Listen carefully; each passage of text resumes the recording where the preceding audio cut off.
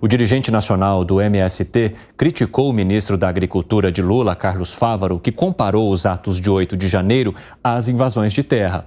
Segundo ele, Fávaro foi infeliz porque as invasões em Brasília foram terroristas. Já as ocupações do sem terra não são. Quero entender de vocês, então, esse conflito que nós estamos começando a acompanhar entre líderes do Movimento Sem Terra e entre o ministro da Agricultura, Carlos Fávaro, que inclusive há alguns dias defendeu também que produtores rurais se armem em propriedades que são mais distantes para que possam se proteger também de invasões que fossem ilegais. Gani. Não, ele foi muito feliz na declaração dele. Quem? O ministro. Por quê? Para deixar bem claro.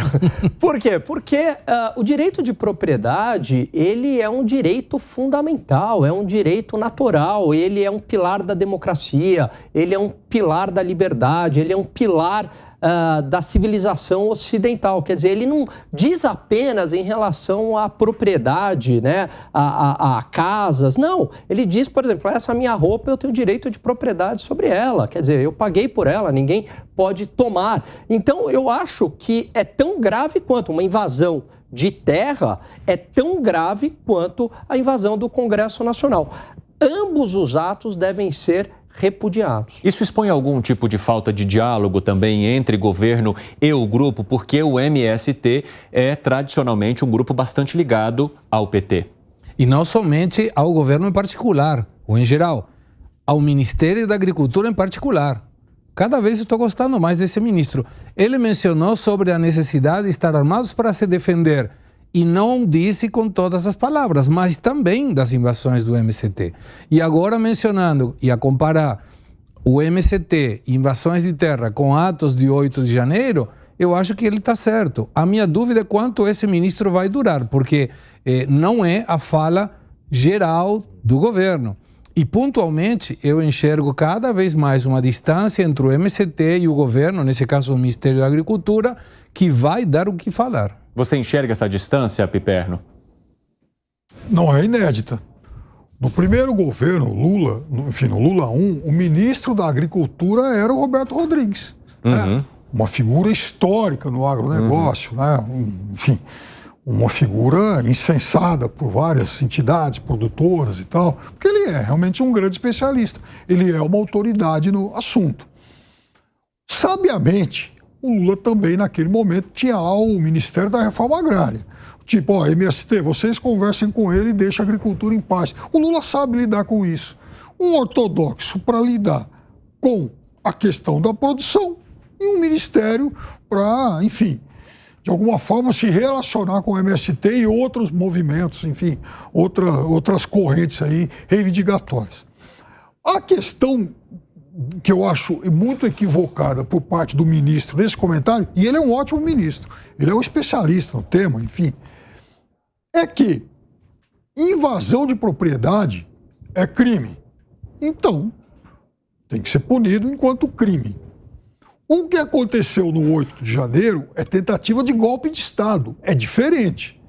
O crime tem que ser punido. Agora, não é um crime como uma tentativa de golpe de Estado, que é muito diferente, porque isso pressupõe, inclusive, ruptura institucional. Alan Gani, de que forma você vê? Não, Piperno, direito de propriedade é a base da democracia. Eu também posso falar aqui que estão atentando contra a democracia. E eu gostaria que você explicasse, bom, então por que teve tanta invasão lá no primeiro mandato do Lula? Apesar da competência do ministro da Agricultura à época, mas me parece uma conivência ideológica e talvez até financeira do governo com o MST. Não é coincidência que a partir do governo Temer e depois do Bolsonaro, então, despencam essas invasões. A pergunta foi direta para você, Piperno, então. 20 anos atrás era um outro contexto. Então, o MST invadia propriedades, o que estava errado, óbvio, mas também no Brasil eram muito mais comuns os conflitos fundiários. Aqui no estado de São Paulo, lá no Pontal do Paraná, lá no Pontal do Paranapanema, por exemplo, tinha um monte. Aquelas áreas lá do JJ Bidal, enfim, toda hora tinha conflito, porque se discutia, inclusive, a questão da posse daquilo, né? o país todo tinha muitas áreas com dúvidas, com áreas em litígio na questão da posse fundiária. Havia isso. Hoje tem muito menos. Naquele tempo, por mais que houvesse exageros que deveriam ter sido punidos também, você tinha muitas áreas com essa dúvida. Hoje, não. E nós estamos falando disso porque neste mês tem o que é chamado de abril vermelho pelos líderes do MST, de que haveria uma série de invasões, ocupações em propriedades que eles chamam de improdutivas em prol da reforma agrária. Então seria uma campanha em prol da reforma agrária, Segré.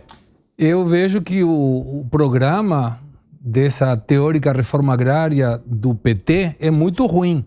Porque tinha movimento sem terra.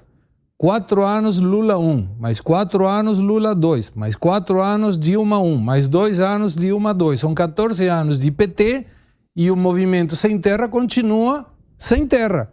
Então deveria fazer algum programa que permita que a gente que está sem terra possa ter terra em algum momento definindo. Lembrando que nesses 3 meses teve 16 invasões. Em todo o ano, primeiro ano do Bolsonaro foram 11. Então isso pode agravar. E essa situação, se o governo, e o único que está questionando é o ministro, se o governo em geral não disse isso está errado, pode ser uma questão perigosa. Agora, uma reflexão final, Evandro. O João Paulo está na Europa. O que criticou o ministro está na Europa. Eu adoraria saber quem financia uma viagem da Europa de alguém que sequer tem terra. Agora, Piperno, você mencionou agora há pouco, né, que Roberto Rodrigues deixava mais a parte de diálogo com o Lula. E você acredita que Lula não esteja fazendo esse diálogo neste momento? Eu acho que o arcabouço disso aí é muito parecido com o de 20 anos atrás. Ou seja... É Lula quem vai resolver? Não, ele tem um ministro para, enfim, agricultura mesmo, para lidar, para ser o interlocutor dos produtores rurais. Que tem um especialista nisso. O Lula tinha o Roberto Rodrigues, agora tem o Fábio. Uhum. Naquele momento, lá atrás, o governo Lula também tinha um Ministério da Reforma Agrária. Sim. Como tem agora também uma outra pasta ligada a isso aí. Então eu acho que não mudou muito. Enfim, essa estrutura toda. O que eu acho que mudou foram os tempos. Eu acho que o MST tem que entender que a gente não está mais em 2003. Você fez cara de interrogação por quê, Alain? Pelo seguinte, eu acho que esse papo de reforma agrária, Evandro, é uma daquelas palavras gatilho que mexem com as emoções, principalmente quando é falado nas escolas, por exemplo, o grande problema do Brasil é a reforma agrária. Isso é uma falácia, isso é uma mentira. Por quê? Porque hoje o agronegócio ele tomou conta e existem relações no campo extremamente produtivas. Ele gera 27% do PIB do Brasil. Eu acredito que o MST ele se utiliza desse slogan, reforma agrária, terras improdutivas, etc. e tal, como um grande negócio ideológico para justificar as suas invasões criminosas, utilizando também crianças e mulheres como escudos para ter a propriedade daquela terra, o que explica o que o Segré falou, né? Como é que o Stedley ele está na Europa agora. Né? Quer questionar algo, Piperno? O fato dele ir para a Europa, você tem um monte de entidade que convida. Isso é a parte menos complicada de tudo.